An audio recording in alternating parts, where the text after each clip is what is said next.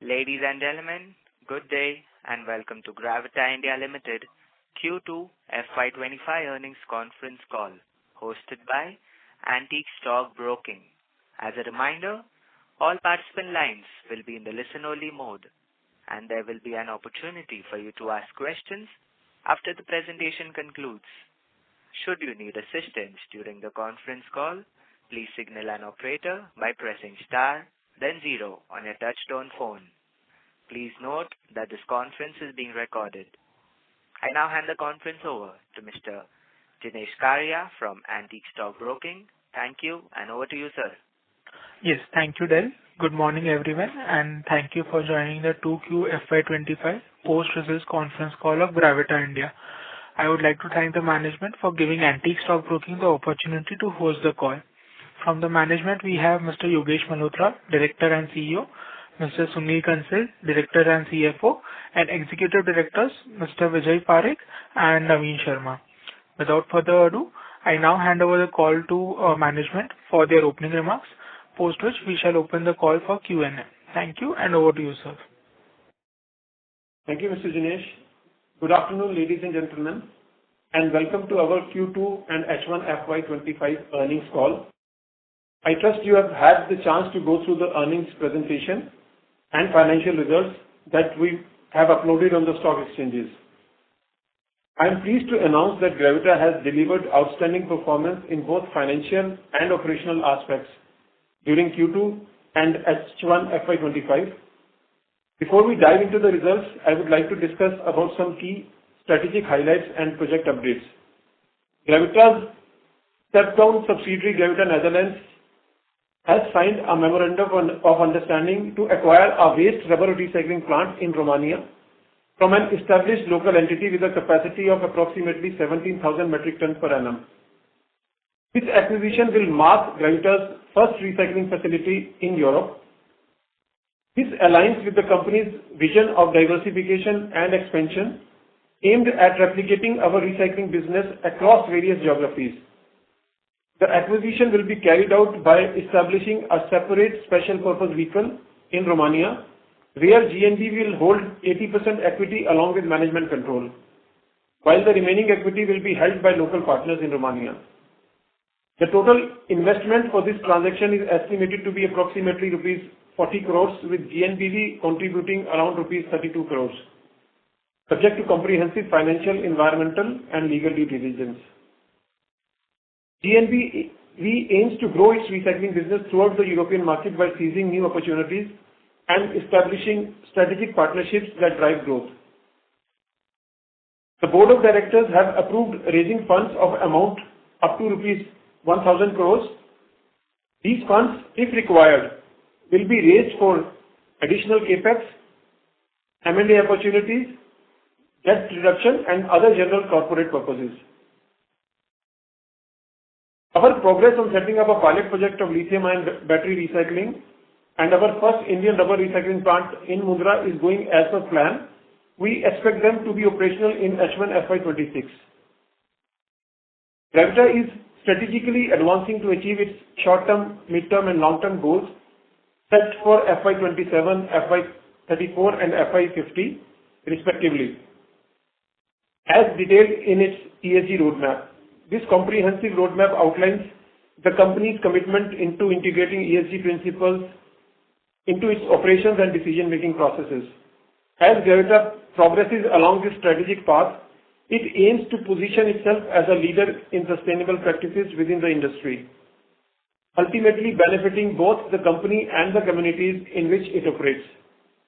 The long-term vision will help to drive innovation, and strong governance practices will promote transparency, accountability, and ethical conduct within the organization. Coming to operational performance, on the capacity expansion front, Gravita is making steady progress towards its goal of increasing its capacity to over 5 lakh metric ton per annum by FY’27.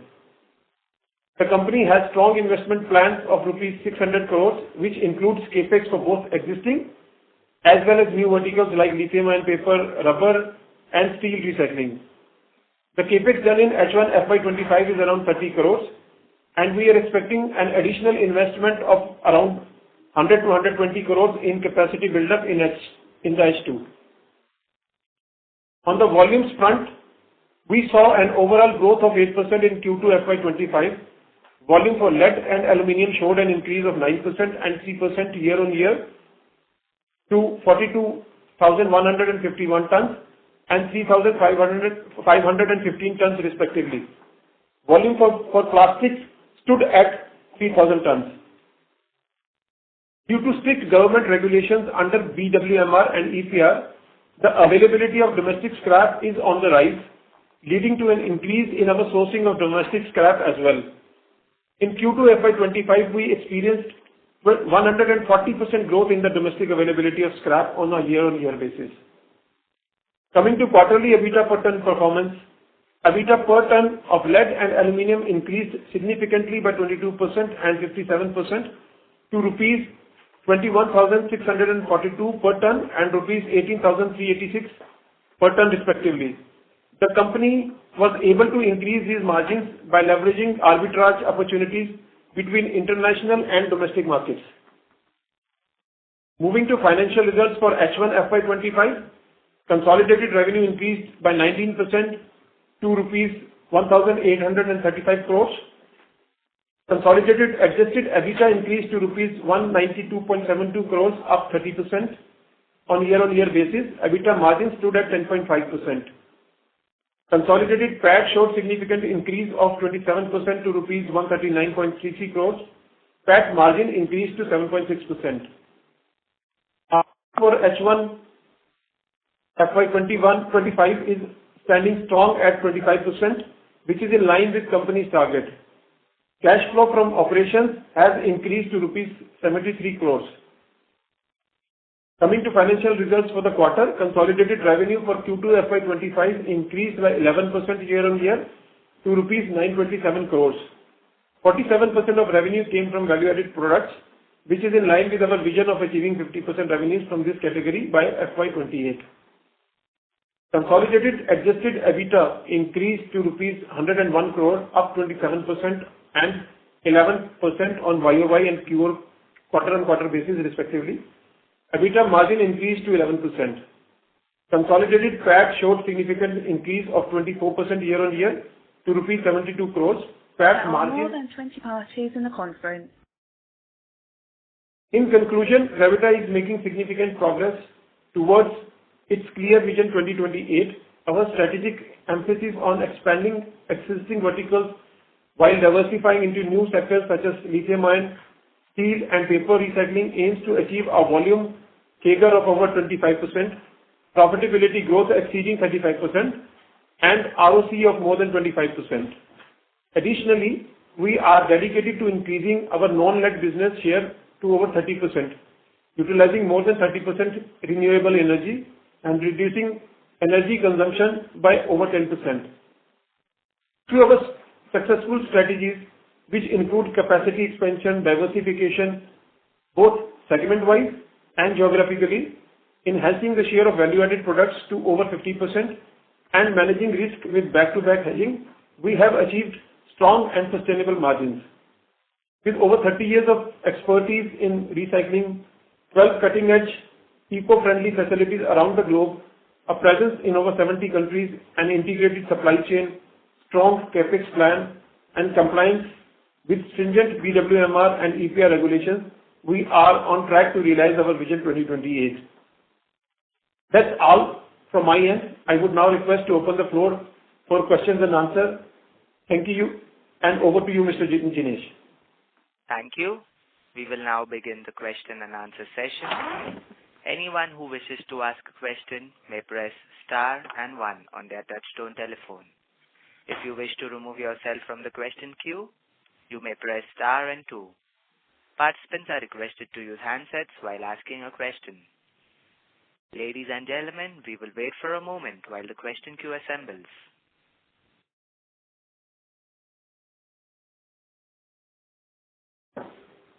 The first question is from the line of Amit Dixit from ICICI Securities. Please go ahead. Yeah, hi. Good afternoon, everyone, and thanks for the opportunity. I have a couple of questions. The first one is on the expected volume growth this year. So while volume growth, if I look at for H1, it was around 12.5%. So what kind of volume growth can we expect for the full year? And what are the key avenues for this growth between lead, aluminum, and paper? And plastics? Yeah. So the H1 growth rate so far is 17% year-on-year basis, and we are expecting the same. I mean, as we have given the guidance of around 25% CAGR growth in the next 4 years, it will be in the same vicinity of 25% this year also. There can be some slight difference of 2 to 3%, both downwards or upwards, because as you know that the growth cannot be absolutely linear.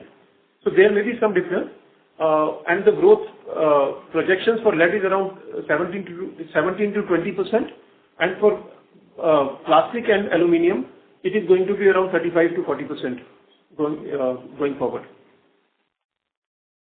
Okay. The second question is essentially around the aluminum. So in the last call, we indicated that we expect the listing of aluminum on MCX, ADC 12, I think, so that we can also hedge aluminum. So just wanted to get more sense on that, and what could be the aluminum capacity utilization by end of the year. Okay. On the part of listing of aluminum contract on MCX, so that is in process, and all the approvals to MCX has been received from Finance Ministry, and we expect that in Q4 this contract should be listed. And on the part of capacity utilization, so this year 2024-25 as a utilization is around 45%. And forward in the H2, we expect it to slightly higher capacity utilization because we are increasing the volumes considering this upcoming, hedging solution. So we are increasing the capacity utilization closing beyond 50% for this year. Okay. So the sense that I get from both the answers is that H2 should be, much stronger compared to H1. On volume front and with aluminium also helping. So, we could see a distinctly better profitability in H2 compared to H1. So profitability again, as we mentioned, that would be in the same range. We expect 25% growth rate in volume terms and around 35% in profitability. This year, if you look at this quarter, as I mentioned in my speech also, that there was a upside in profitability. Although the volume grew by only 11%, the profitability went up. EBITDA margins were up by 27%. That was because of arbitrage opportunity. Otherwise, there is some difference, but it will be in the same tune. Okay, got it. Thank you and all the best. Thank you. The next question is from the line of Chetan Thakur from Ask Investment Management. Please go ahead. Hi, sir. Good afternoon. Just two questions. One is on the hedge gain that we've seen. What is the quantity against which this has been booked? Okay, so what we do is whatever volume we have, approximately 10 to 15%, we are doing like if we are doing 50,000 tons of volume. So approximately 10,000 tons we hedge through this mechanism. So whatever hedge quantity is approximately 10,000 tons to 12,000 tons. That's the.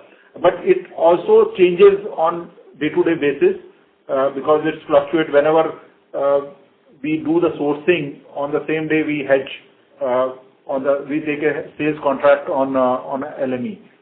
For the remaining quantity which we are not able to hedge on the physical side.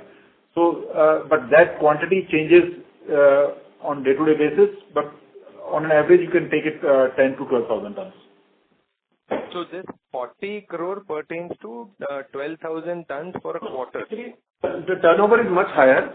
At any point in time, the total hedged quantity is around 10 to 12,000 tons, but the turnover could be much higher because you do hedging on a daily basis against each and every contract.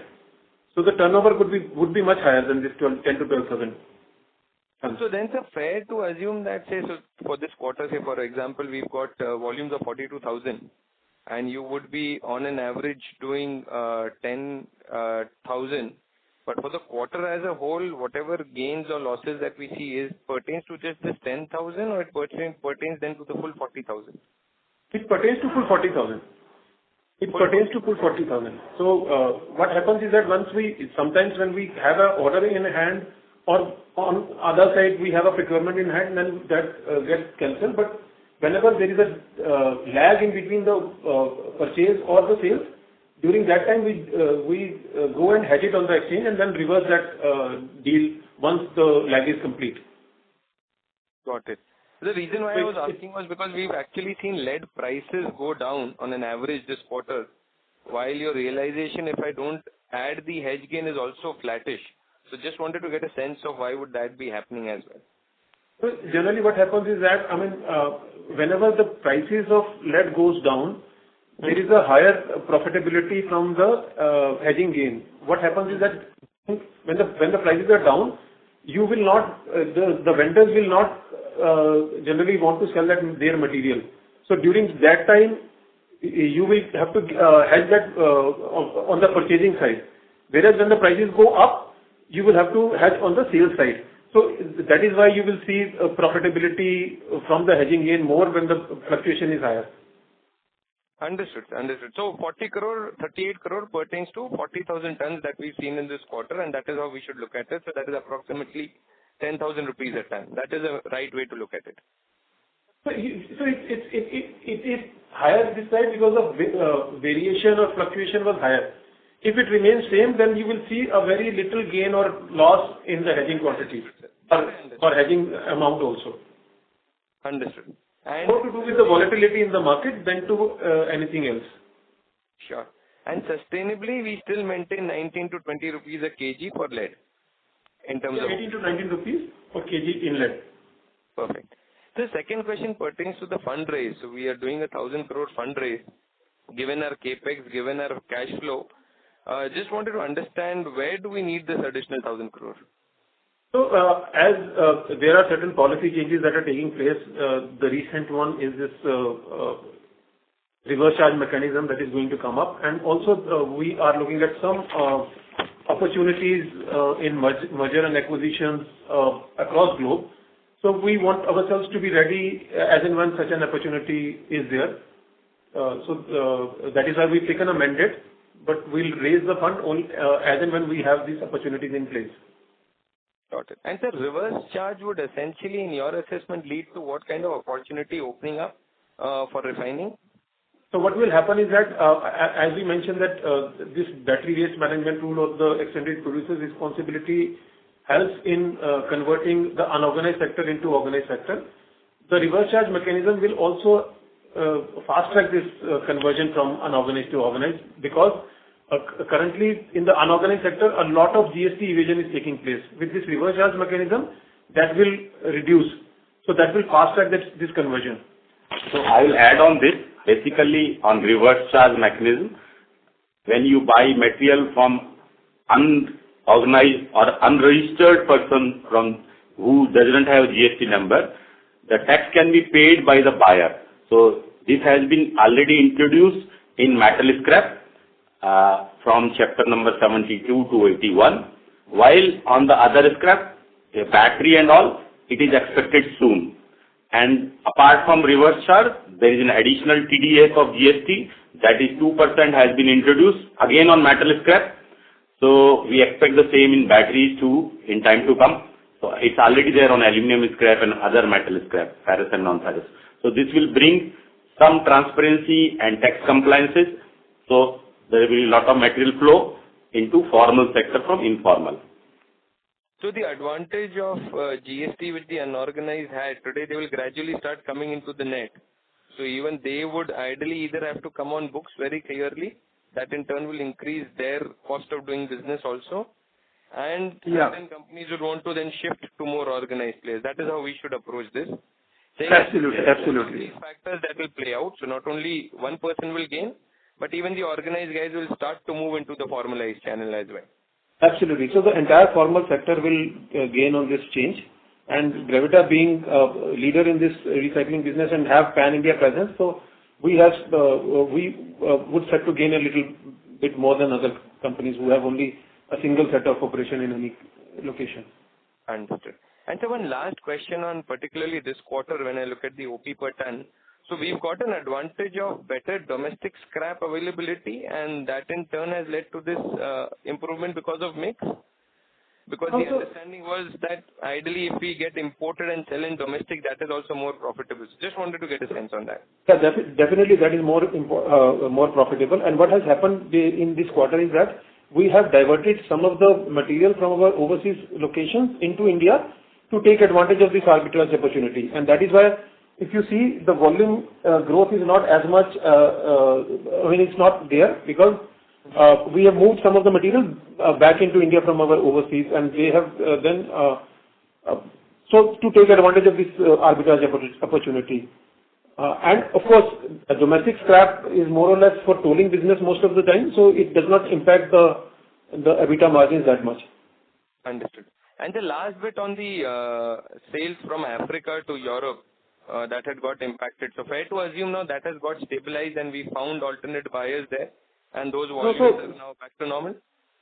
So one of the reasons the volumes are not growing, although our production has grown in the last quarter, is because we are diverting some of this material into India. Also because there is some advantage of arbitrage opportunities in India, so we have diverted some of the material from East Africa into India.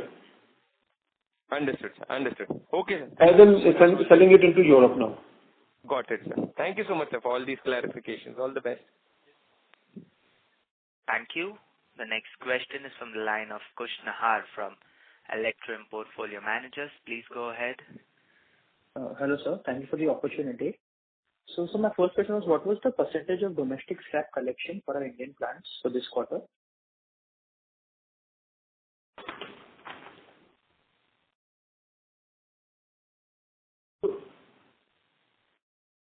In this quarter, the battery scrap procurement is around 37%, and 63% is from the overseas scrap. Okay, sir. Thank you. And then my second question was on basically on the volume growth. So any particular headwind or any reason why we saw only a 8% volume growth this quarter?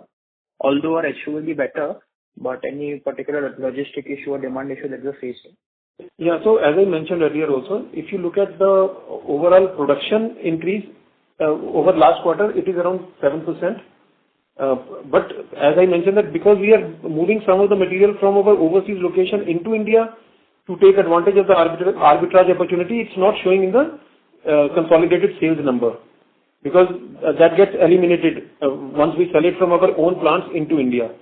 So it's not getting reflected. But if you look at the bottom line number, you can see the growth there. Right. Okay. So just last question, if I can ask, any update on the paper recycling plant setup in Central America? So, paper recycling and steel recycling is going to take a little longer. You can expect it in FY'27, but not, any movement in this happening in FY'27, not before that. Okay, sir. Thank you. Thank you.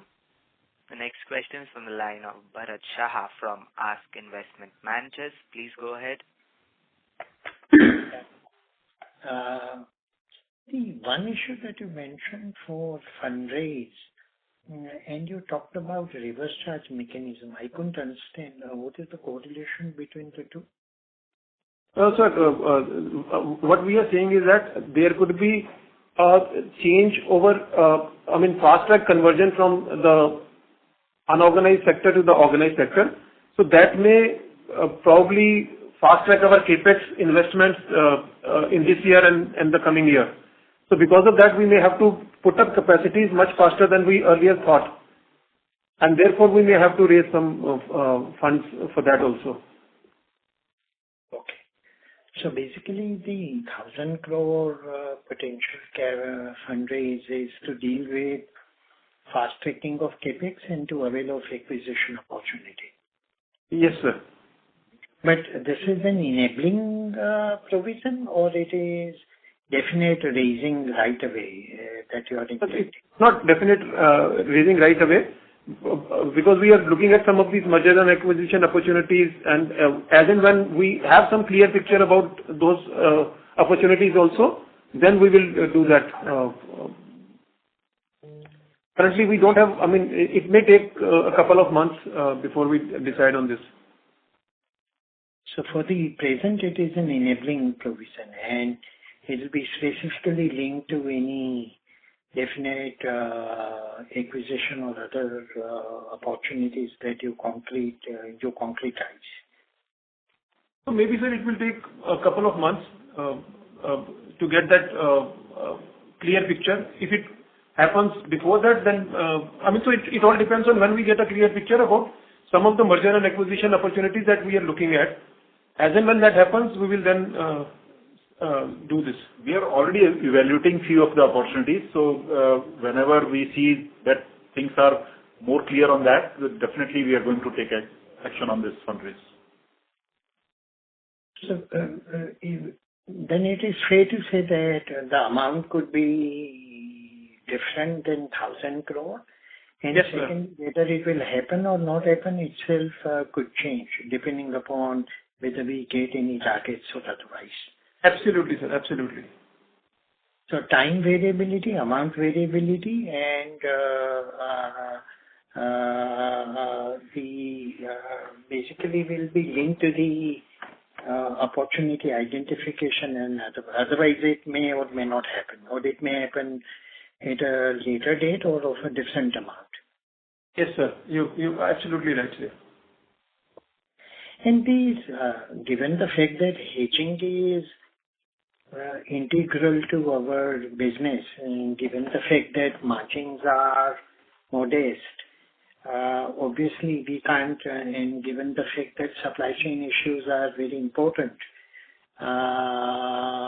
part of the business models, the hedging gains or any losses, ideally we should treat it as basically core integral income of the business, isn't it? Yes, sir. We do that, but this new financial standards, Ind AS. Yeah. So Ind AS accounting doesn't allow us to consider it in EBITDA or operational income. So for the purpose of Ind AS accounting, it is as good as other income or other expense in case of loss. So in case of loss, it is already part of operational income because it is considered as other expenses. But in case of income, it is considered as other income. So what we do is when we present our presentation, so we consider it as operational income. In case of other income, it is so we publish as EBITDA, adjusted EBITDA, considering that additional income from hedging as operational income. Right. In the last part, the 4-year projections of the compounded growth, you said volume growth of 25%, and you didn't mention about the top line. So presumably top line probably will grow at a similar pace, or what is the underlying presumption on that to be made on a 4-year basis? So it will all, so why we talk about volume growth is because the metal prices fluctuate a lot. So the top line growth will depend on the metal prices at any point in time, so which is not in our control. So that is why we do not mention the top line growth in our projections. We only talk about the volume growth of each and every vertical there. So as I mentioned that the lead would grow at around 17 to 20%. The other commodities of plastic and aluminium by FY'28 would grow at around 40%, 40 to 45%. So the top line would depend on the prices of each of these commodities. No, absolutely. That makes highest sense. So essentially when we are talking about 25% volume and 35% EBITDA, we are basically saying that inherently we will manage those fluctuations as well as we have done so far, and that increased growth of the business would reflect in improving margins bit by bit. That's how those two numbers are correlated, right? Absolutely, sir. Absolutely. So there are some advantages of economies of scale that is going to kick in as we grow bigger. And of course, because we have plans to increase the value-added content from current around 45% average to 50+% in future. And then there would be some operational efficiencies also along the way, which will contribute to some increase in overall margins. And one last bit,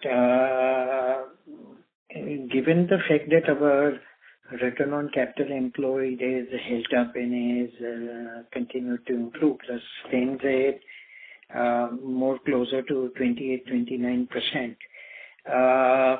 It'd be fair to say that the interest cost and depreciation charge compounding would occur at a lower pace than what will occur on the EBITDA compounding. Yes, sir, to some extent you're right.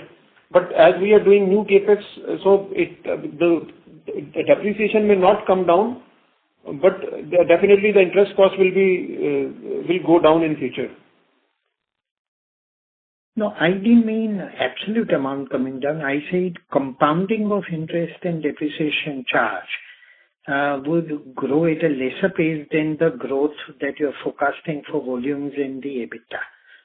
That was the statement I was making. Yes, sir, you're 100% right, because there will be proportion. The finance cost and the depreciation will not rise in proportion to the rise in the EBITDA. But you were saying that absolute amount itself may decline, is it, over a period of time? Absolute will not decline. Absolute will keep on increasing, even slightly the finance cost also, considering that we are not using the fundraise for the debt reduction at this moment. So considering the debt at the same level or slightly higher level, the absolute interest cost and the depreciation will keep on increasing, but not in the same ratio as the EBITDA will grow faster. EBITDA will grow faster slightly. That is because, sir, as we grow, a lot of investment would be done in increasing the inventory cycle also. So therefore, the absolute number will not come down, but as a percentage, it will come down definitely. Yeah, that's exactly what I meant. And therefore, all of this should translate into steadily improving capital efficiency, isn't it? Because if our margins are rising bit by bit, and scale is giving us an advantage of improvement on the overall efficiency, if working capital continues to remain managed in the same way, then obviously our return on capital employed would rise over this journey. Definitely what you're saying is right, sir. And also because we are going into new verticals of plastic, etc. And we expect these new commodities or new verticals to give us a higher margin as compared to lead. So that would also contribute to some extent. But we also see some pressure coming on the raw material sourcing also as we go forward. So, but overall, yes, there would be some slight increase in increased EBITDA margins going forward as well. Sure. No, thank you very much. Thank you. Ladies and gentlemen, in order to ensure that the management is able to address questions from all the participants, please limit your questions to 2 per participant. The next question is from the line of Sumangal Nevatia from Kotak Securities. Please go ahead. Yeah, good afternoon, everyone, and thanks for this opportunity. My first question is on the plastic volumes. Now, if we look at last 4 years, our volumes quarterly has been in the range of 3,000 to 4,000 tons. So just want to understand what is the constraint here. Is it a capacity constraint or is it the raw material, the scrap constraint? I just want to understand this better. And going forward, what is our outlook and guidance on this? Yeah. So, we've been saying that plastic is a little tricky as compared to other businesses that we are doing, because you will have to develop new products to meet the market demands. That is how the EPR works in plastic. And it is taking a little longer than we expected to develop new products that can cater to the requirement of our customers. But as and when we keep on stabilizing one product after another, we see a huge value addition in this business also, and the growth is also going to come exponentially once we stabilize the products. So till that time, probably you will see a similar numbers. Maybe next quarter would also be in the similar line, but definitely we see some improvements in the way business is being done in plastic. So going forward, definitely there will be a huge growth as and when the products are stabilized. Understood, Yogesh sir. Sir, one question on this RCM. So on the ground, has the transaction started to happen as per the new policy, or it is still a few months away? So as Mr. Naveen just mentioned, that it has been announced on metal scrap. Unfortunately, battery scrap and plastic scrap has not come so far in this, and we are expecting it any time. So hopefully by this month or next month, we would get a reverse charge mechanism also implemented on battery scrap.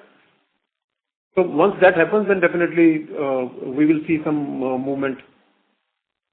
Okay, understood. And sir, with this, sorry, did I cut you? No, please. Okay, just one last question. With this environment compensation now being introduced, one, are we seeing any change in behavior or more seriousness of the OEMs towards recycling?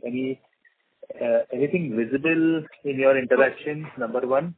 And number two, with the EPR credit being now priced in the range of 5 to 18 rupees, do we see this as a new potential revenue stream for us in future, or it's more of an enabler of our existing recycling business?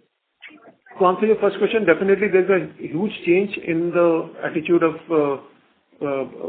brand producers or brand owners, and we see, as you see in the domestic scrap availability has increased, and that is 100% because of this EPR regulations coming into place. And this new, although we are not seeing this new stream as a revenue stream for us, but definitely this will help us procure more material, more domestic material in future.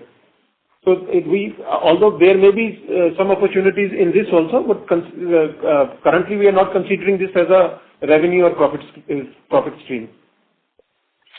Understood. This will only give us more. So we are able to pay higher prices for scrap in future to fight with the unorganized sector. So that's all. Okay, understood. And is it possible to share what is the mix of tolling in the existing domestic business? So till the time this reverse charge mechanism is in place, majority of it is going to be tolling only. Once this reverse charge mechanism comes into play, at that point in time, we would probably go into the market to start procuring on our own. Right now, if you look at it, probably 80% of the material is coming from tolling only. In domestic, sorry. Understood. And are we in touch or any new OEM empanelment are we looking at, or any? Yes. We are on a regular basis in touch with all these OEMs, and hopefully very soon we'll start tying up with some of the major OEMs, at least in battery. Okay. And just one last question for Sunil sir. For our M&A opportunities which we keep exploring, what is our focus? Is it existing verticals or is it new verticals? Any thought process if you can share, sir? So, yes, we are open to any recycling business in any geography, but definitely the first focus will be on our existing verticals, which is lead, aluminum, plastic and rubber. So, because plastic and rubber, we are very small in this, so plastic and rubber definitely will be in focus. So, but are open to lead also. But lead, we are not seeing any opportunity in India, but yes, we are open for any. But we are open to new verticals also. That's not also not restricted. So I would add here that looking at the RCM coming into play, we may look at some opportunity in India for lead also to speed up the capacity expansion. Okay. Understood, sir. Thank you very much, and all the very best to the team. Thanks Thanks a lot. The next question is from the line of Dinesh Karia from Antique Stock Broking. Please go ahead. Yes, thank you for the opportunity. So first is on the rubber recycling acquisition that we have done. So what kind of revenue run rate we can expect next year onwards, and what kind of per kg margin we are expecting in the business? So this capacity of this is around 1,500 tons. So we are expecting to generate around 60 to 70% capacity utilization will be there right from the beginning. But that is only a very small project, and we are planning to increase the capacity there. We'll increase the capacities. We'll put up more capex to. So it's a very small acquisition currently, but more strategic than anything else, where we want to set up our own businesses in Europe. So the moment we'll acquire this company, we will increase capacity in that company, and we'll also look at opportunities in other product categories as well, like plastic, battery and aluminum recycling in the same geography. Sure. So just from a rubber recycling point of view, since we are setting up plants in India also, what kind of per kg margins or percentage margins do we factor in?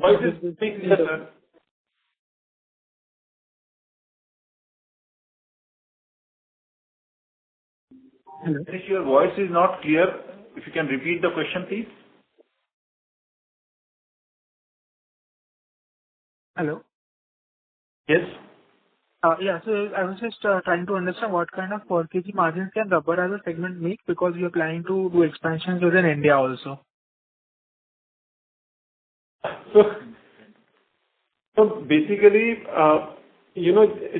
we keep on mentioning that you cannot look at per kg or percentage margin, because it will vary from geography to geography. So the best way to look at it is how much ROC it is going to generate, and we expect a ROC of upwards of 35% in rubber in overseas locations, and in India around 25%. So that's kind of helpful. Secondly, on the Sri Lanka entity buyback, so is it happening to provide an exit to the partner, or will Gravita Netherlands also participate in the buyback? So we have not yet decided on that. It is under consideration, but yes, so buyback is already announced, so we'll decide on that.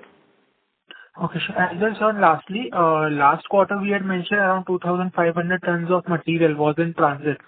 So is there any container availability issues in the current quarter also, firstly? And secondly, we did not see the impact of the 2,500 tons on the sequential volume. So sequentially, the volumes were up by around 1,500 tons only. So can you just help us understand the gap between the same? Yeah. So basically, there is some logistic issue that is continuously going for the last 2 to 3 quarters, but that is not very material. As far as the transit material we are talking about, generally it does not get reflected in the consolidated statement. So as I mentioned, that the growth that you see is, you have to reduce the intercompany transactions in that. So therefore, although if you look at the bottom line, you can see growth happening there, but if you look at the top line, probably you will not see the growth. So that will not get reflected in the top line numbers. Sure. No problem. That's helpful. Thank you, sir, and all the best for the coming quarters. Thanks a lot. Thank you. The next question is on the line of Aditi Loharuka from CDX Research. Please go ahead.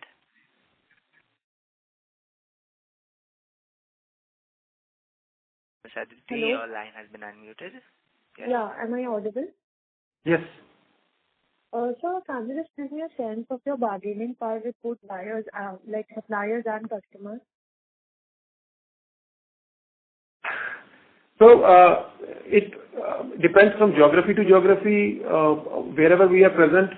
Currently, if you look at the procurement network that we have, we go to the last mile to small scrap dealers, and that increases our bargaining power with them. If we go and buy from aggregators, definitely that bargaining power is not there.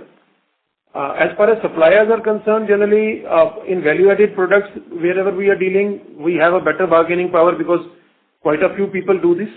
But if we talk about commodity products like refined lead or some normal product, then definitely the buying power lies with the supplier. So it's different for different things.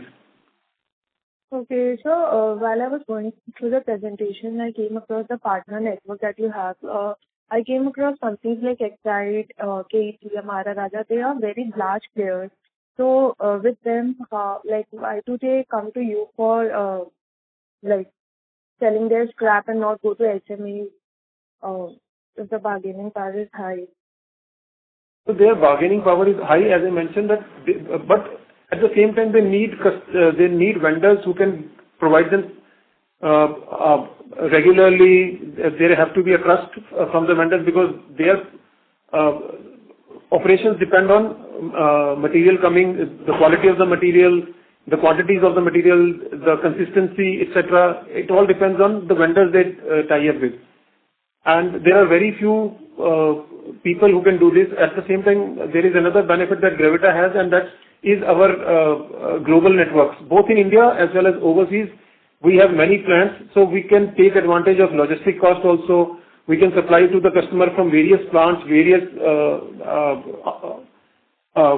operational facilities. So all these help us in getting these big names as our customers. Okay, and so one more thing, like we import most of our scrap. So why is it so like why can't we procure it domestically? See, basically there are two reasons. One is that imported scrap is cheaper. As I mentioned, that we have a network in some countries where we have our own scrap yards. So we import material from those scrap yards. So it's cheaper to us compared to the domestic scrap prices, and that is one of the reasons. The other reason is that till now most of the domestic scrap was going to the unorganized sector because in India there is a GST of 18% on scrap. But now with these new battery waste management rules and extended producer's responsibility, also the new policy of reverse charge mechanism, we have started getting more and more scrap in the Indian domestic market also. So if you look at our last few years, the domestic content has increased and it will continue to increase in future also. So, but this is off late, right? But since like quite a few years we have been importing. So the import is not growing as much as the domestic scrap is growing. So if you talk about 3-4 years back, 90% of our total production in India was dependent on import of scrap. Currently it's around 60%. So and we have grown around 3 times in the last 4 years. We have grown 3 times. So you can see the amount of domestic scrap that we started getting in India now. Okay, so it's nothing related to the availability of quantity. Sorry? Availability of quantity of scrap in the domestic market. A second, I'll give you. What is the total amount of scrap in the domestic market that we get? Our scrap market. So in this year, out of the 46,000 tons that we have procured in lead terms in India, around 14,000 tons have come from domestic market only. Okay, and so one last question. Sorry to interrupt, ma'am. Please rejoin the queue for further questions. Okay. Thank you. The next question is from the line of Aman Soni from Invest Analytics Advisory. Please go ahead. Hi, am I audible? Yes, sir, you are. Good afternoon, sir. My question is on the lithium-ion battery recycling. So, just to understand a bit on regulations related to lithium-ion battery, Understand we are quite focused on it, but can you let me understand, as per the latest regulations, by when do you expect the significant portions of these batteries to come into the circular economy for recycling, and what percentage of market share are we targeting with our pilot plant in this category, sir? So that is my first question, sir. So in lithium-ion battery, the regulation is same as in lead-acid battery. It comes under the battery waste management rule only.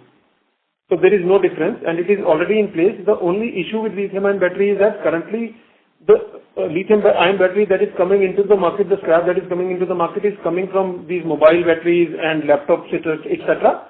But the major volume will come when the EVs will start generating these lithium-ion batteries. So we have 28, 29, maybe from year 2030 also. So we are just setting up this plant to understand the technology, to understand the ecosystem, tie up with these vehicle manufacturers who are into EVs, so that as and when the scrap starts coming, we shall be ready for that. That is number one. And number two, we are also looking at some opportunities where we can import these EV scrap from some countries like Europe and US. So currently we are not targeting the Indian market for this domestic battery scrap and computer battery scrap that is coming into the market. We are eyeing the EV battery segment majorly. Understood, sir. And secondly, on the EPR regulations related to rPET recycling, that is the bottle-to-bottle recycling in India. Do you see any forthcoming regulations from Government of India in this regard? And are we looking to capitalize on the same? Because as far as I understand, the segment is a margin accretive one, and few players in India are building up their capacity in this direction. So, what's your comment on that, sir? So there is going to be huge demand as and when this this will get implemented. This rPET requirement. I mean, there is a 30% rPET resin requirement in new bottle manufacturing.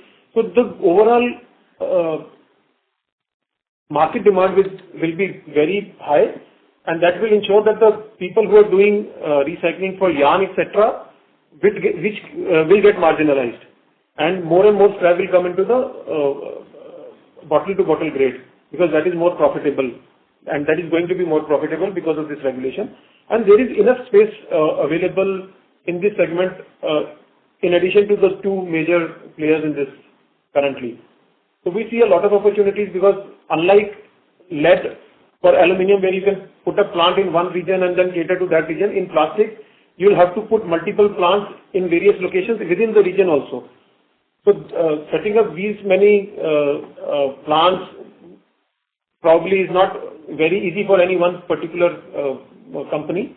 So there will be enough space for new entrants to come into this bottle-to-bottle grade manufacturing also. And what is our things in this direction, sir? Like for next 2 to 3 years, like what kind of capex are we putting in? So we are actively looking at an opportunity, but that recycling is not part of this Vision 28, where we said that we will do 25% growth in volume terms. We have not considered PET volumes in this Vision 2028. If anything comes, that will be in addition to this 25% growth rate, but we are definitely looking into a food grade or bottle-to-bottle opportunity that is coming up in India. And lastly, sir, what is the guidance for remaining of the year? Like margins impacted in this quarter, so what is the guidance for rest of the year in terms of margins and top line growth?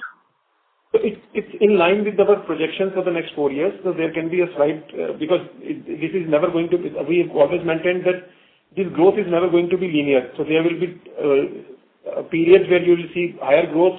Some periods will see lower growth also. So it will remain in the same line, same range of around 20 to 23% to 27-28%.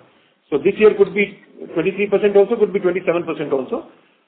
But in the longer run, if you look at FY'28, then definitely 25%, upwards of 25% volume growth is expected. Got it, sir. Thank you very much, sir. That is from all my side. Very much. Thank you. The next question is from the line of Amit Lahoti from Emkay Global Financial Services. Please go ahead. Thanks for taking my question. So given that you are maintaining EBITDA per kg guidance of 18 to 19 rupees per kg, and with the first 2 quarters higher than this range, especially the Q2, are we expecting these levels to kind of decline and normalize in H2, or we can beat this guidance? No, actually, as I mentioned, that the sustainable number for lead is around 18 to 19 rupees per kg. Sometimes you get arbitrage opportunity as we got in Q2, and therefore the numbers are a little on the higher side. Although in the longer run, if you talk about it, there would be some improvements. We can take it to around 19 to 20 rupees in the next 2 years.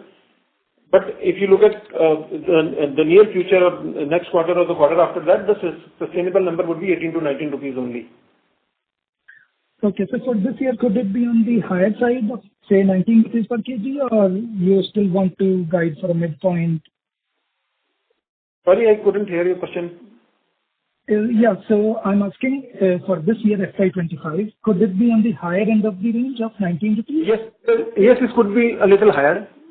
There is an opportunity we have done in Q2. So if this opportunity remains there, then definitely we'll probably get a little higher than 18 to 19 rupees. There is a possibility, yes. Sure, thank you. Thank you. The next question is from the line of Bhavya Gandhi from Dalal and Broacha Stock Broking. Please go ahead. Yeah, hi. Thanks for the opportunity. Couple of questions from mine. So one, if you can mention what is the targeted EBITDA and ROC for the plastic business? You said it's on the higher range, but on the ROC front, if we were to compare with the existing business, is it higher? EBITDA, I understand it's higher. But then the capital deployment is also higher, right? The percentage-wise is higher, although on absolute number it is around 10 to 11 rupees. But if you look at the percentage-wise, it's around 12 to 14%, which is higher than lead.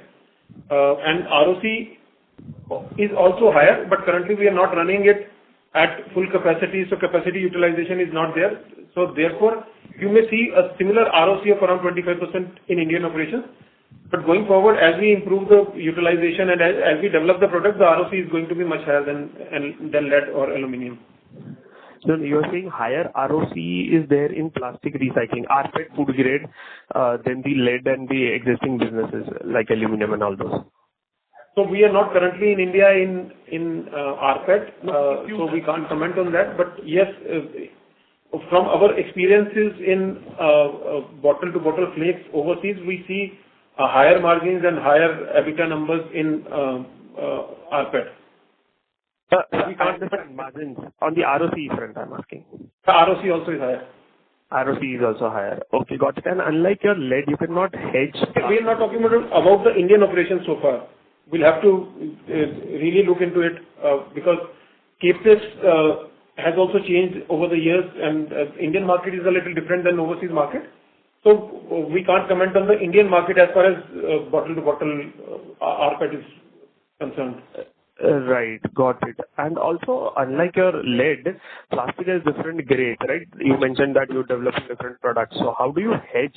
What would be the hedging mechanism when it comes to plastic, or will it be like an open market sale? So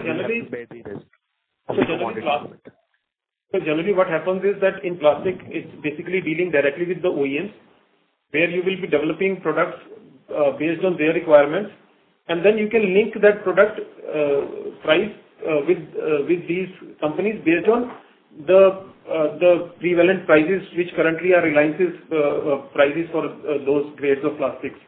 That is what we are developing. So there is a natural hedge here in plastic as we see it. There is no requirement. Help me understand, how is it a natural hedge, sir? So what happens is that you buy plastic in India based on the prices of Reliance. And then if you can sell these at the same prices, index prices to the end customers, then there is a natural hedging in which you don't have to go to the exchange and get it hedged.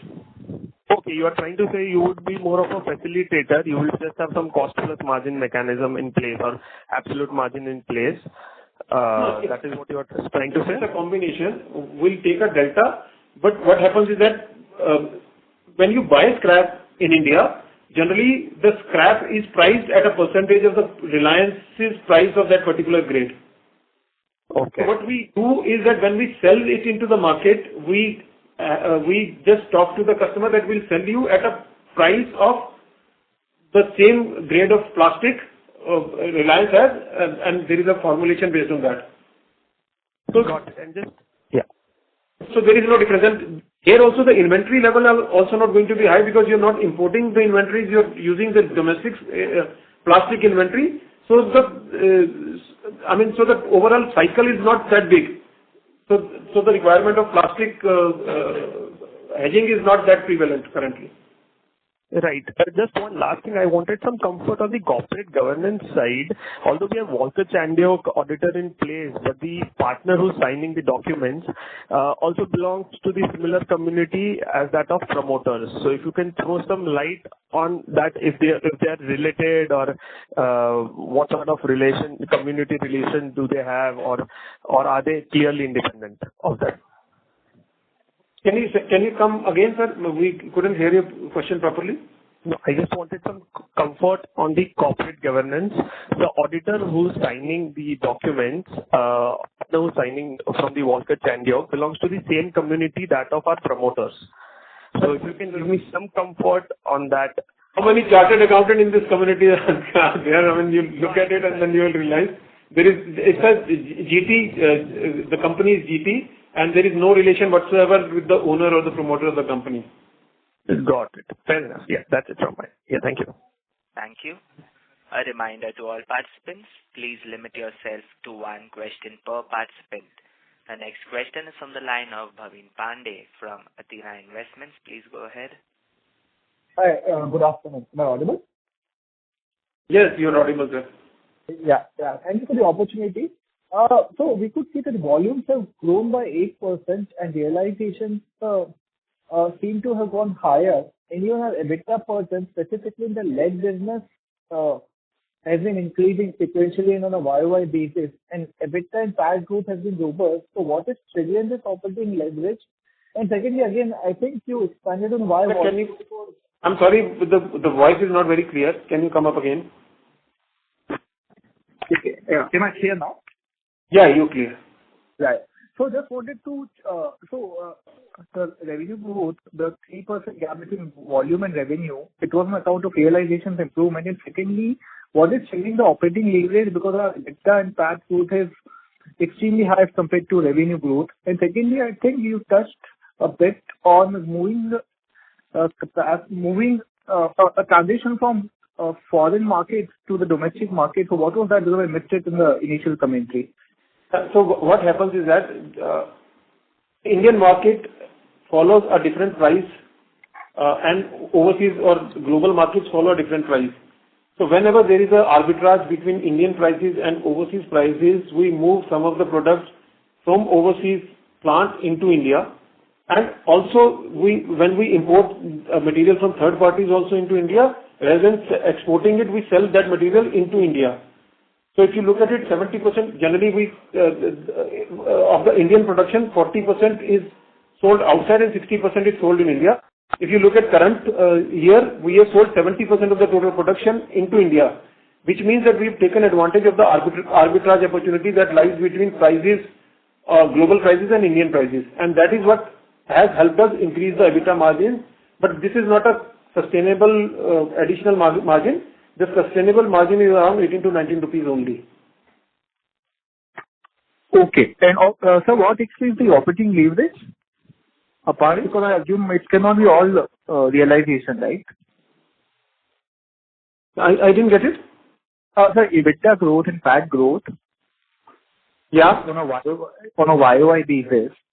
So what explains the operating leverage in that?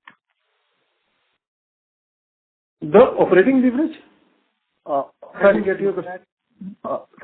Sir, EBITDA growth on a YOY basis. It's around 27%. Correct. And while revenue growth is 11%. So what explains the operating leverage bit here? That's what I wanted to understand. I mentioned that when you move some of your products into India, then it does not get reflected in a double sale. So it will not get reflected in revenue numbers, but because it is the same company, but it will reflect on the profit margins. So that is why there is a difference between the top or the revenue growth and the EBITDA growth or the profitability growth. Some of the material from our overseas companies, we have used it in India. So it gets cancelled out in the consolidation. Okay. Understood. Thanks a lot, sir, and good luck to you. Thanks a lot. Thank you. The next question is from the line of Parth Shah from Tara Capital Partners. Please go ahead.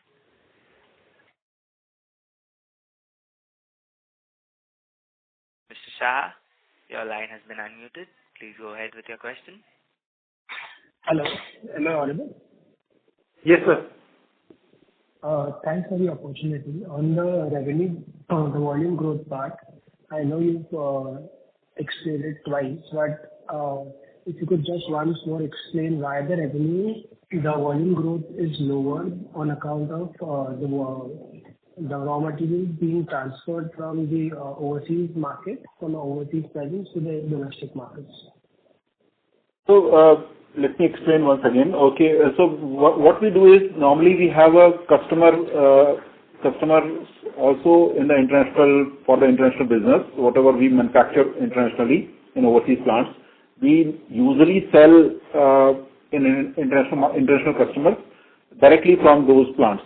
But whenever the Indian prices, because the Indian prices is a different index, which is Indian index, and it does not follow same price arbitrage like international market goes with the LME, but Indian market goes differently. So sometimes during the year, when the Indian prices are higher than the international market, so we discourage the direct selling from those overseas plants directly to the customers.